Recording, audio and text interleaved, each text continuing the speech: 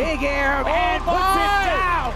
Julian Wilson. That was absolutely incredible. Congratulations to Julian Wilson taking out the Quicksilver Pro. Is he doing a shoey? He's doing a shoey. Coming up on All In. The women have over a month until their next contest in Maui, while the men travel directly to the Mayo Rip Curl Pro, Portugal. France ended on a pretty decent sized swell that was hitting Portugal. We just thought like, hey, let's just gather our thoughts, gather up everything and try and get on a flight as quick as we can. Surfed 4 times on the final day and then packed the car the following day, drive down to Portugal, make it just in time, and then the event starting. Off he's going. It's on. Wilson drives off the bottom, right up into lip air. This is All In, life on the WSL Championship Tour. Carissa driving hard, big flow in transition. Jordy having a look at this one. The crowd turning up for their hometown hero. Julian Wilson, wide open pit. That was an amazing wave for Julian Wilson. Meanwhile, Lakey Peterson Tagging that one off the top. And Lakey Peterson hangs on for the victory.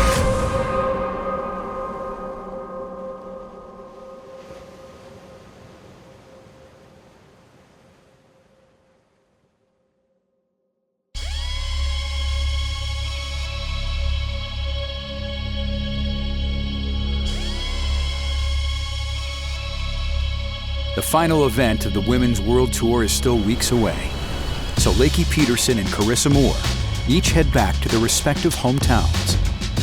In Honolulu, Carissa Moore can at once step away from the pressure and fix her mind on the season's last contest, the Beachwaver Maui Pro, while Lakey Peterson can regroup at home in Santa Barbara, California, knowing that at second place in the standings, she's sitting on her best shot ever at a world title. The men, meanwhile, are in the second half of the tour's European leg, with Julian Wilson and Jordy Smith getting set for their next challenge, the Mayo Rip Curl Pro, Portugal. For Smith, striving to keep himself in the top 5, a victory here in an event where he's twice finished second would be a massive boost. While Wilson is fresh off his win in Hossegor, and 6 years after his victory here against current world number 1 Gabriel Medina, another win at this tour stop could catapult him closer to a world title, as the stakes for all of them continue to rise.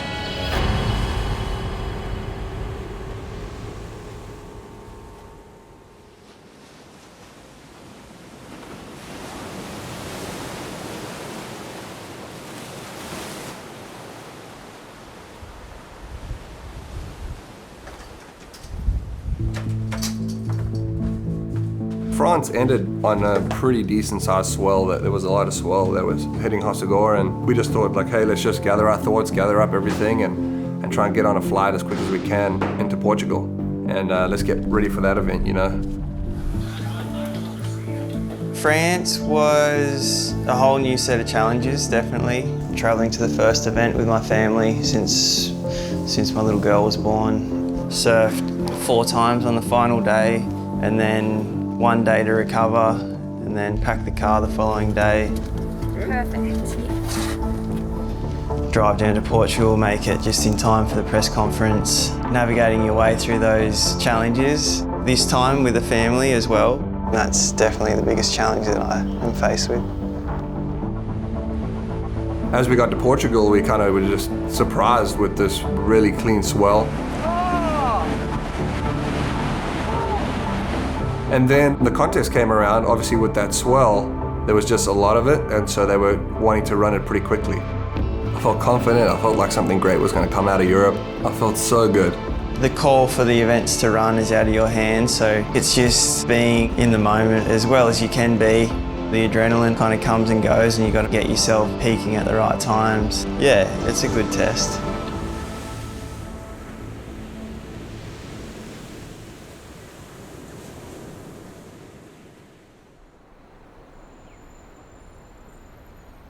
While the men wait for their contest to begin in Portugal, the women are still 4 weeks away from their next and final event of the season, which gives them time to enjoy home. And able to decompress after her disappointing quarterfinal finish in France, Carissa Moore is at ease with herself and her surroundings back in Honolulu. The kitchen is sparse with food. because we just came home. Luke's like, wait, we don't have turkey? We don't have avocado? I'm like, yeah, we don't have anything. Did you guys eat breakfast? We don't have enough for you. I'm sorry.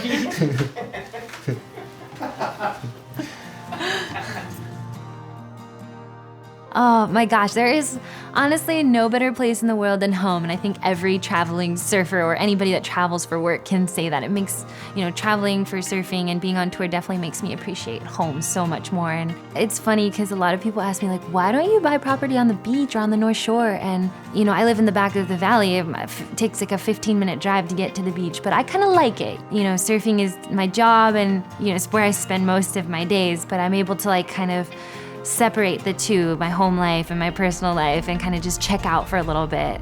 I kind of like let my guard down a bit when I come home. Should we go pick some papayas off our tree and show you our banana patch? We'll do that. My goals for the Roxy Pro in France was to stay present, to stay at peace. I just wanted to look at things through a grateful lens and be positive.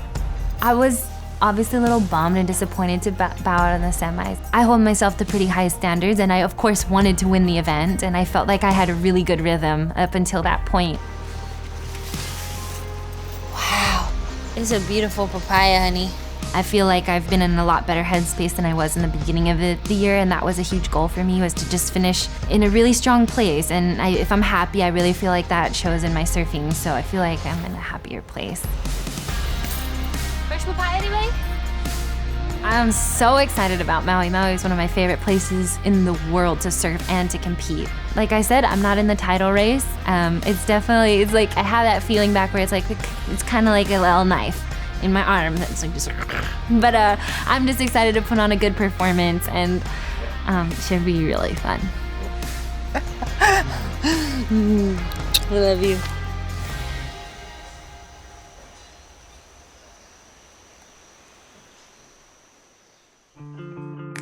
Back in Santa Barbara, Lakey Peterson is looking for a reset after her loss in France, looking to recover her focus after the missed opportunity, with a shot at the world title very much in play. Though there's also another major event on the horizon. Hi. The wedding planning is getting there. The guest list is done, which is so hard.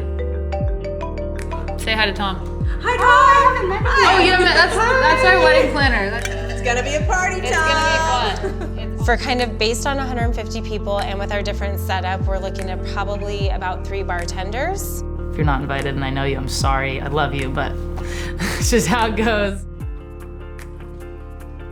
So France finished, and it was great because I was able to just go home and kind of normalized everything a little bit. Just kind of take a step back for a minute. It's been a challenge for me to figure out how to not spread myself too thin. Oh, look at that thing. Have you seen that before? Oh, someone made that out of seaweed, or someone just brought that down here? I have no idea. I need to focus on myself and my surfing right now, and feeling good and surfing good and eating healthy, and I spent time with my family, and I think life, I'm finding out, it is just a dance and balance of how to just navigate it all. My mom's not the biggest cook, but she... I am a great cook. What are you talking about? You nail the things that you know. I definitely, you do. And I like to surf more than I like to cook, so. I'm so competitive, and I so want to win, and I so want to be number 1 in the world and win a world title and win events and be the best, and I want to prove that to myself, and I want to prove that to everyone else. And there's just this sense of competitiveness that's totally within me and just always been there.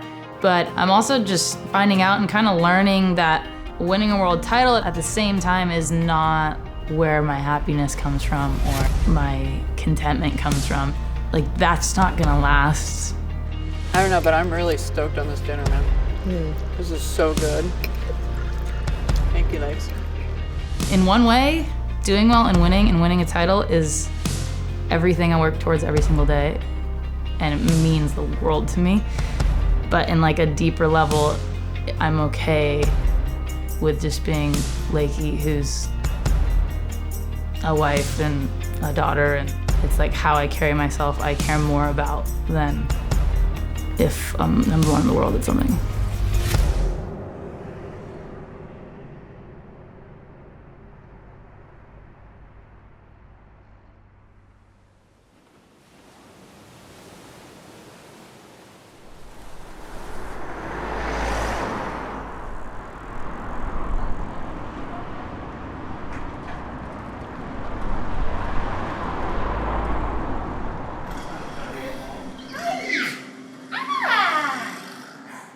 Oh, this little one here. Look, King. See this one? Oh, that's already on. Yeah. Look at that. Look at that. What? That thing was sick. Would you call yourself very competitive? Yeah. Like, I'm that person that doesn't let you know that I'm super competitive, but like I'm burning inside.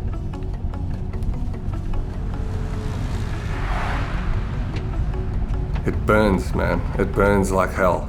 It's the reason I keep doing it, you know? So the big score is going to have to be that much bigger. Yes. To win, where it shouldn't have to be that much bigger to win. Exactly. So looking for a 6.8 is way different than looking for a 5. Yeah, 5.8. Or 5.2 even. Exactly. In a weird way, it's like you love that feeling of that burn, of that want, you know, that will to win, to do anything it will take. There's times where my hunger to be the best I can be and beat guys conflicts with just how lucky I am.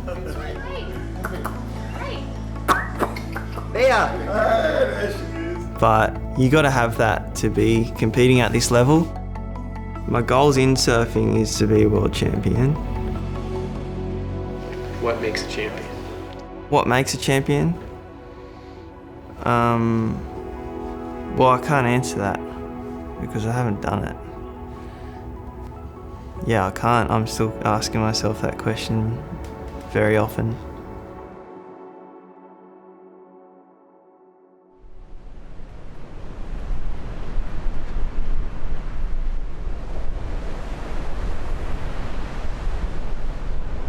Olha, está a começar a dar aqui toquezinho neste pico também, no pico 1. If we deliver for tomorrow, then we're gonna have 4.5 right with the break. The longer we go, the longer we push towards the high side. Oh, we've been here for half an hour. There was a couple when I first got here. Oh, he's that's going. Gonna be a good one. Okay. Alright. Fresquinho, vamos chamar Oh. 8:20 start. Alright. Rock and roll.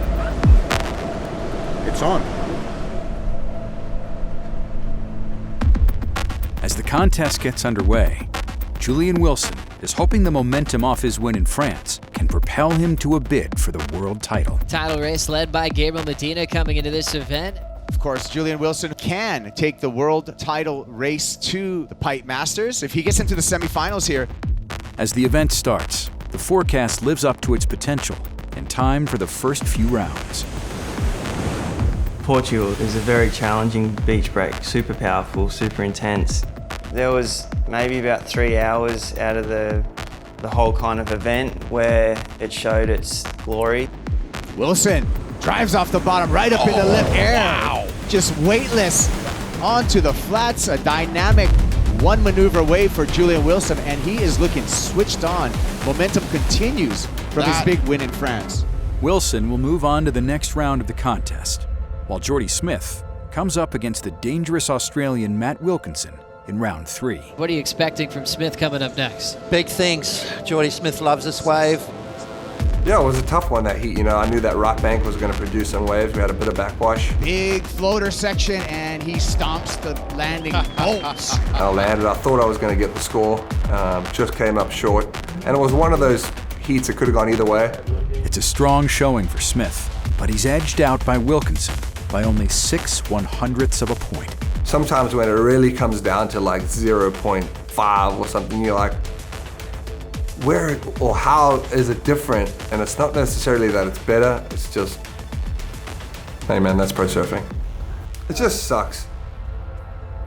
You have this moments of this like kind of just feel defeated, of like, oh, I don't know what else I need to do. But then a couple hours go by and you just kind of go like, oh well, there's nothing I can do about it now, you know? It's just crazy how quickly it all just goes, boom, that's it, thanks for coming, you know?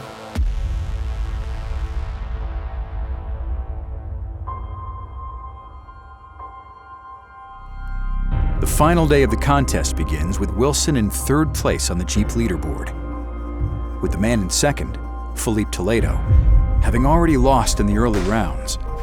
It's a golden opportunity for Wilson to close the gap on frontrunner Gabriel Medina. Julian Wilson with world title implications. On the hot seat, Julian Wilson taking on Jordy here in quarterfinal number 3.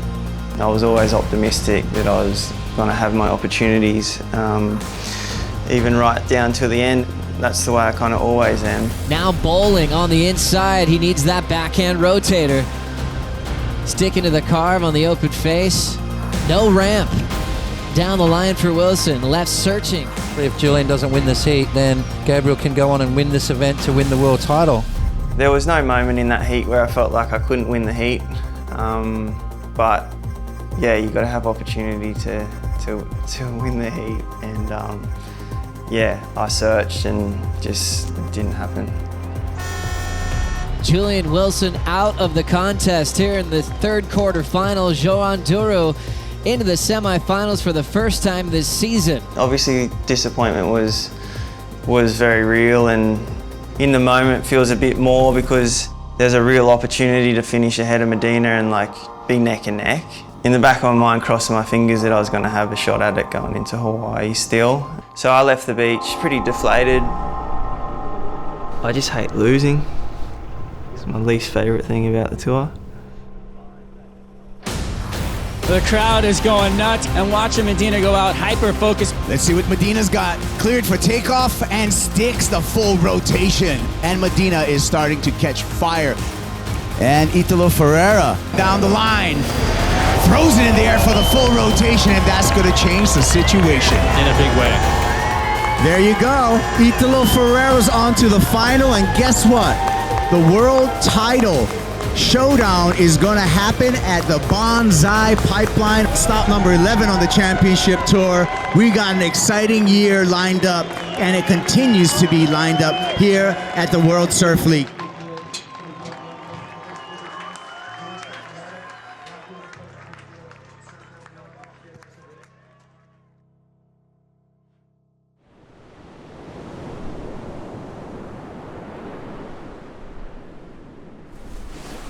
Yeah, let's put this one at the bottom. Yeah.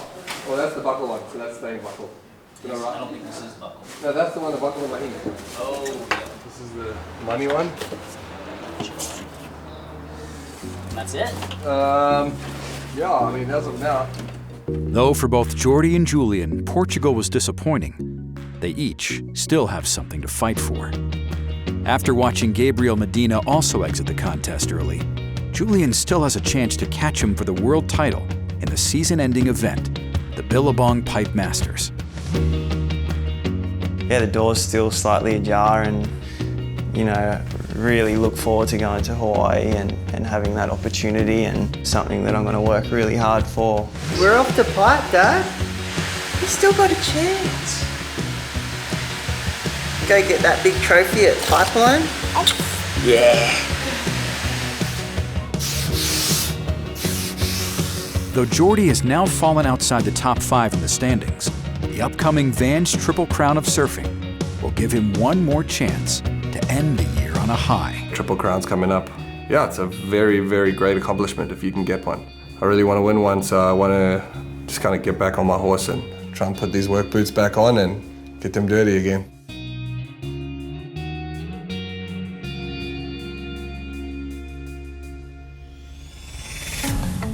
On the next episode of All In, Carissa Moore and Lakey Peterson make their final preparations for what could be the defining event of their year, the last stop of the tour, the Beachwaver Maui Pro. I'm so excited about Maui. Maui is one of my favorite places in the world to surf and to compete. I feel like this connection with the ocean there and the swell. My goal for Maui is to win the event. And then after that, it's to win the surf off with Steph. So, pretty clear goal.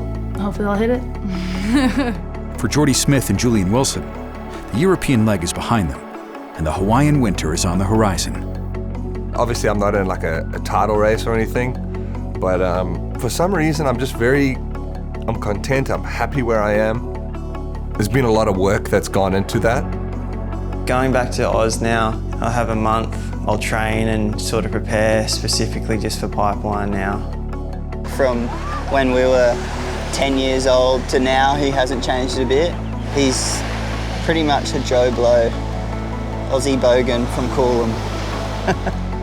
It's been quite a journey so far, but it's definitely not over.